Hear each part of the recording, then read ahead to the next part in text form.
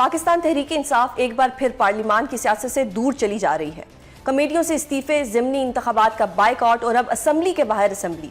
PTI हर गुजरते दिन के साथ वापस अपनी पुरानी रविश बरकरार करती जा रही है। ऐसे में आज अडियाला जेल के बाहर एक इंतहाई अफसोसनाक और काबिल मुजम्मत वाकया पेश आया। बानी पीटीआई की बहन अलीमा खान की मीडिया के साथ गुफ्तगू के दौरान दो ख्वातीन ने उनको अंडा मार दिया।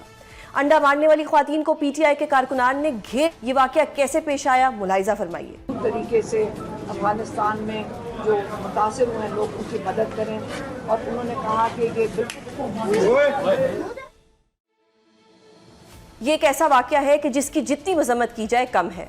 अलीमा खान के साथ होने वाले इस इंतहाई अफसोसनाक वाक़े और पाकिस्तान तहरीक इंसाफ के साथ जुड़े दीगर अहम मामलात पर बात करेंगे। हमारे साथ मौजूद है रहनुमा पाकिस्तान तहरीक इंसाफ बैरिस्टर उमैर नियाजी। सर, बहुत शुक्रिया प्रोग्राम में अपना कीमती वक्त देने के लिए। आज एक बड़ा अफसोसनाक वाक़या हुआ। अलीमा बीबी खड़ी थी और किसी ने उनको अंडा मारे, खातून ने, दो खवातीन थी। सर, क्या हुआ, ये कुछ आप हमें बताएंगे? क्योंकि पुलिस की तरफ से ये क्लेम किया जा रहा है कि वो आपकी पार्टी के ही लोग थे। अगर आपकी पार्टी के लोग थे तो अपनी ही पार्टी के अलीमा बीबी के ऊपर अंडा फेंक देना। देखिए, पुलिस का तो रवैया नहायत ही शर्मनाक रहा है। ये खाली इस दौर की नहीं बात, मगर आज का खाली अगर स्पेसिफिकली इंसिडेंट देख लें तो पुलिस ने पूरी फैसिलिटेशन की है उन औरतों को भगाने की, और गाड़ी को बाकायदा एंड तक रास्ता दिखाया कि किस तरफ से निकलना है जहाँ निकलने में कोई तकलीफ़ ना हो।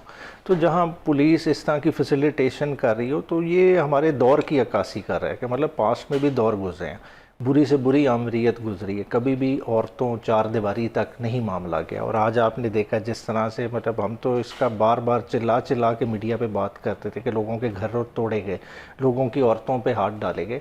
आज आपने उसका एक अमली नमूना कैमरे के सामने भी देख लिया, और कैमरे ने एक एक अक्स रिकॉर्ड किया। क्या तो सर, कैमरे ने तो गाड़ी का नंबर भी रिकॉर्ड किया है। वो खातून मास्क वाली हैं, वो भी मतलब अगर पहचानना जाए तो बाद में पहचानी भी जा सकती हैं। अब तक आप लोगों ने कोई एफआईआर करवाई है? देखिए, दरख्वास्त दे दी है, हमारी एक वकील साहिबा हैं, उनकी मुद्दईयत में दरख्वास्त जमा हो गई है। बाकी देखें, पुलिस ने अगर एक्शन लेना हो तो वो उसी वक्त डिटेन कर सकती थी। एक कॉग्निजेबल ऑफेंस तो हो गया था, उन्हें जाने क्यों दिया गया?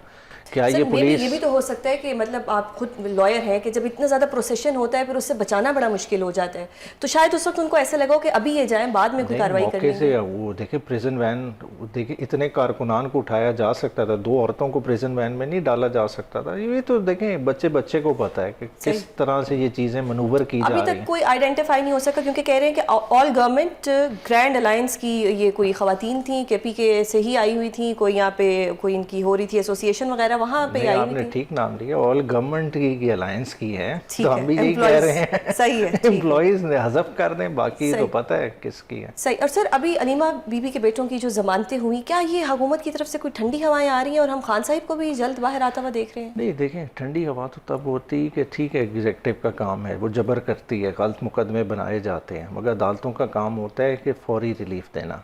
96 अगर शारेज़ का मुकदमा उठा लिया जाए, शारेज़ की इतनी इररिफ्यूटेबल एविडेंस ऑन रिकॉर्ड थी कि खाली शारेज़ ने नहीं, उसके दोस्तों ने भी अपनी आईडीज़ पे चढ़ाई हुई थी कि वो 9 तारीख को लाहौर में था ही नहीं, वो था ही Chitral.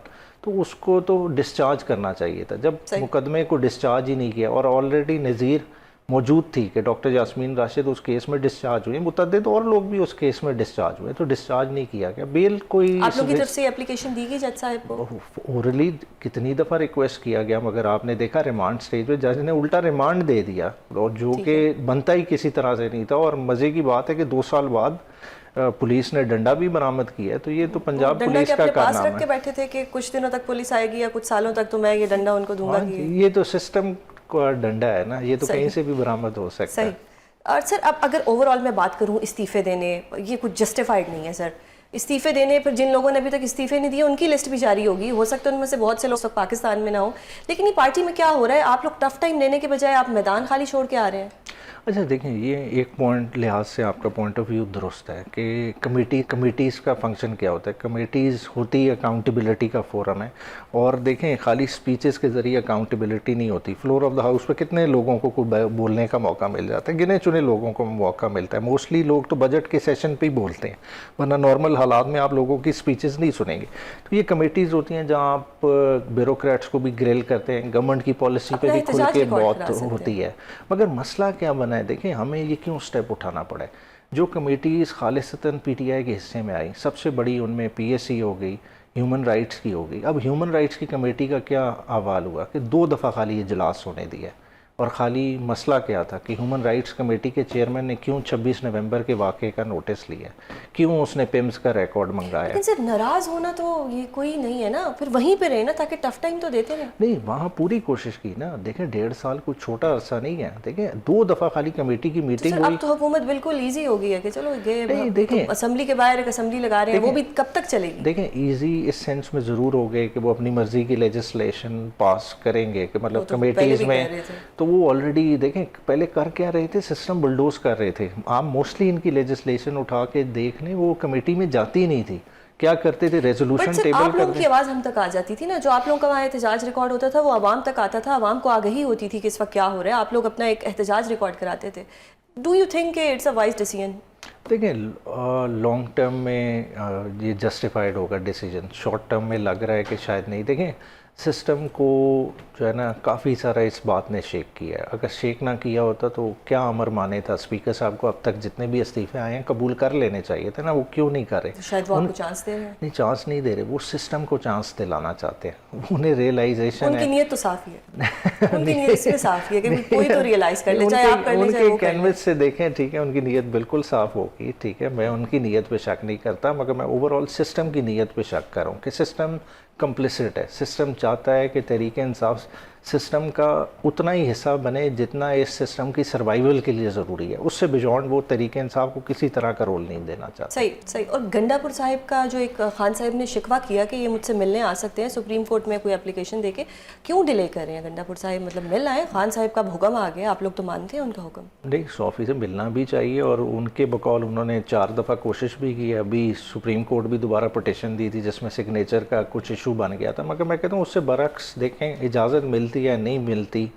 Being leader of KPK, ठीक है, केपीके की कमांड उनके पास है, उनका एक प्रोगेटिव है, उन्हें अपने चीफ सेक्रेटरी के थ्रू कन्वे करना चाहिए। इजाज़त मिलती है नहीं, उन्हें हर हफ्ते मुलाकात वाले दिन आना चाहिए। बिल्कुल, तो और वो नहीं आ रहे तो ये गवर्नमेंट कोई को करना मशवरा चाहिए। कोई क्यों नहीं? नहीं, पार्टी ने कहा है, हमारी जो आखिरी पार्लिमानी पार्टी मीटिंग हुई और उनमें हमें यही कन्वे किया है कि उनकी विद इन नेक्स्ट वीक मुलाकात हो जाएगी। अगर नहीं होती तो मैं समझता हूँ फिर हम सबको जो है ना कलेक्टिवली इस चीज़ पे जो है ना प्रेशर डालना चाहिए। सही सर। अब दोबारा यही मैं जानना चाहूँगी कि अब इस्तीफ़े तो दिए जा रहे हैं, जिन्होंने नहीं दिए उनका एक शो कॉज भी या एक लिस्ट भी जारी होगी। एक तरफ इस्तीफ़े, एक तरफ कोई एहतजाज तहरीक चलेगी या नहीं चलेगी? देखें थोड़ा सा देखें फ्लड वाले आस्पेक्ट को हम इग्नोर नहीं कर सकते। पाकिस्तान को बहुत बड़ी क्लैमिटी ने हिट किया है, और क्लैमिटी को आप समझें कि पानी आया और उतर जाएगा, क्लैमिटी ख़त्म हो जाएगी, ये इस तरह से नहीं है। इसने आपकी एग्रीकल्चर की बास्केट को हिट किया है, जिसकी वजह से फूड सिक्योरिटी हमारे घर में दाखिल हो गई है। मतलब आप बेसिक कमोडिटीज़ की कीमत देख लें, मतलब कल अगर आपको बाज़ार जाने का इत्तफाक हो, मतलब टमाटर जैसी चीज़ 400 रुपये किलो मिल रही है। इस वक्त आपकी जो है ना लाइफ स्टॉक की शॉर्टफॉल हो गई है, प्रॉपर गोश्त मार्केटों में उस तरह से अवेलेबल नहीं। ये सारे मसले मसाइल हैं, इन सारी चीज़ों का भी देखना है कि आवाम को पहले रिलीफ किस तरह से पहुंचाएं। पीटीआई इस वक्त रिलीफ एफर्ट्स में भी इन्वॉल्व हो रही है, हमारे रीजनल प्रेसिडेंट, डिस्ट्रिक्ट प्रेसिडेंट्स की ड्यूटी लगी है। साथ साथ हम इस चीज़ से भी गाफिल नहीं है कि हमने इमरान खान को बाहर निकालना है। तो इंशाअल्लाह ताला with in this Khan Sahib को बाहर निकालने के लिए मुज़ाकरात क्यों नहीं? अब देखिए, अगर वैसे मैं ओवरऑल बात करूँ तो हुकूमत तो बहुत अच्छी चल रही है, ट्रंप के साथ भी अच्छे ताल्लुकात हैं हमारे। अब अगर मैं SCO की बात करूं तो वहाँ पे भी हम लोगों की प्रेजेंस थी, चाइना और रूस के साथ भी अच्छे ताल्लुकात हैं, मार्का हक भी हमने जीत लिया। तो शहबाज शरीफ साहब तो 5 साल पूरे करते हुए नज़र आ रहे हैं, तो इस दौरान अगर मुज़ाकरात कर लिए जाएँ तो इसमें क्या हर्ज है? अच्छे ताल्लुकात का यार्ड स्टिक क्या है? देखें ताल्लुकात अच्छे तब हों जब बराबरी के ताल्लुकात हों। अगर आप किसी के लिए दरवाज़ा खोल रहे हों, आप किसी के लिए गेटवे बने हों, तो मैं समझता हूँ वो तो कोई ताल्लुकात नहीं हुए ना, फिर तो आपकी पोजीशन को एक्सप्लॉइट किया जा रहा है। अभी आने वाले दिनों में पता चलेगा कि आपके रिलेशनशिप कितने कॉर्डियल हैं। कि देखें 2 ब्लॉक तो वाज़े हैं, ठीक है, इस वक्त चाइना रशिया एक तरफ है, अमेरिका एक तरफ है, आप दोनों ब्लॉक्स में बैठ नहीं सकते।